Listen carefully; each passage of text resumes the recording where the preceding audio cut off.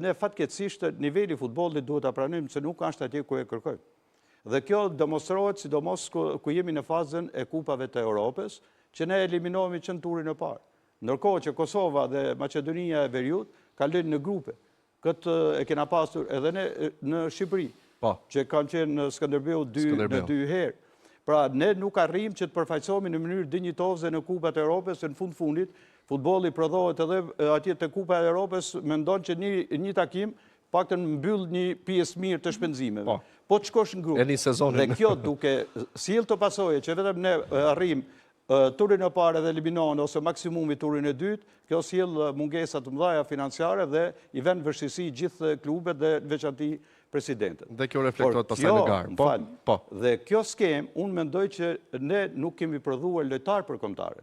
Është fatkeqësi që nga kampionati shqiptar u bë disa sezone që nuk kemi një lojtar të kombëtarës. Dhe realisht produktin e kombëtarës e kena me futbollista që janë lind, rrit, edhe janë formuar në për vende tjera.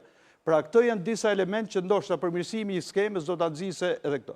Tjetër, tifozeria është e pakët. Ne presim Tiranën me Partizanin apo Elbasani deri diku. Mu më shumë që të jemi sinqert për të qenë kategoria parë, sa që ka më nerv, ka më garë, më shqiptar. Tjetër një nga ato që them unë që ndoshta duhet përmirësohet, që lejimi që të luajnë lojtarët e huaj, domethënë sa pa numër, pa limit, kjo nuk më gëzon. Dy ekipe me kënaqin këtë drejtim, Vllaznia dhe çuditërisht edhe Vora. Edhe Vora që i kanë pothuajse futbollistat kretë shqiptar. Mund të replikosh s'ka gjë. Kampionati italian.